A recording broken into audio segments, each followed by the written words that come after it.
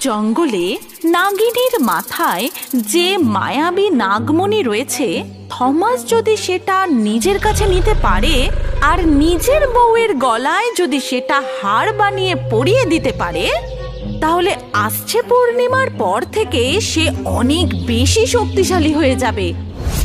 অনেক বছর আগে জঙ্গলে মণিকমল নামে খুব দয়ালু একজন নাগরাজ ছিলেন।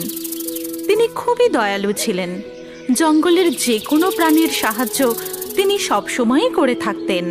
এই জন্য সবাই মণিকমলকে রাজার মতন করে সম্মান করত। তার কাছে একটি মায়াবী নাগমণি ছিল। সেই মণির ক্ষমতাকে ব্যবহার করে মণিকমল সব সময়ই সকলের উপকার করে থাকত। একদিন তিনি একটি নাগিনীর সাথে বিবাহ করেন।